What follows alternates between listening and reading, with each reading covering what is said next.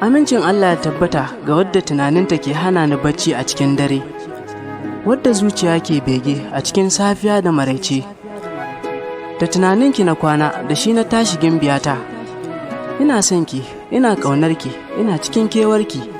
Ketawa ce, ni naki ne na har abada. Ko kafin nan, idan yau ka fara shigowa cikin wannan channel ɗin tamu ta Rumbun Hausa TV, ka yi mana subscribe sannan ka latsa alamar ƙararrawa domin sanar da kai sababbin shirye-shiryenmu da zarar mun dora.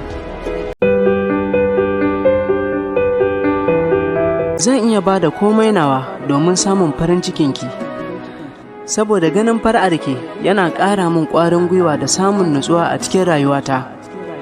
A duk lokacin da kika ji na furta saɓanin kalmar ina son ki sarauniyata, ki ɗauka ita ce ƙarya mafi girma da na taɓa yi a rayuwata. Ina son ki, fatan kin sha ruwa lafiya. Barkanki da hutawa matata, uwar 'ya'yana. Duk da kasancewar na ji muryarki a ɗazu, amma na shiga kewar da nake jin tamkar na shekara ba tare da na saurare ta ba. Duk da kasancewar jikina yana bani cewar kina nan lafiya, amma hakan ba zai hana na furta cewa ina fatan kin wuni lafiya ba. Ina son ki. Ina fatan kin tashi lafiya, ƙanwata ta kaina. Sarauniya ɗaya a cikin 'yan mata, wadda nake ƙauna fiye da kowace budurwa da take tutiyar ta iya ɗaura kallabi. Ina son ki fiye da yadda kike tunani. Fata na ki zama tawa ta farko da zan fara jin muryarta a yau, wadda zan fara gaisarwa kafin kowa.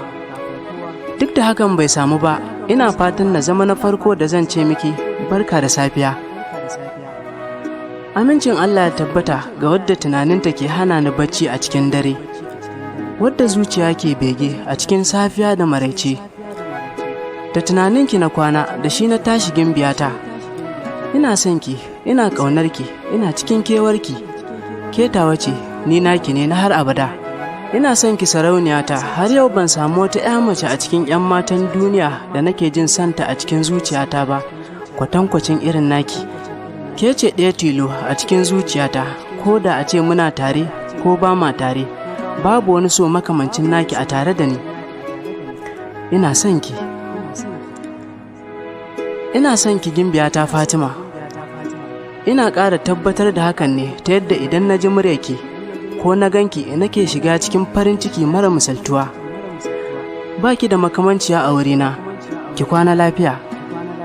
Kafin nan, idan yau ka fara shigowa cikin wannan channel ɗin tamu ta Rumbun Hausa TV, ka yi mana subscribe sannan ka latsa alamar ƙararrawa domin sanar da kai sababbin shirye-shiryenmu da zarar mun dora.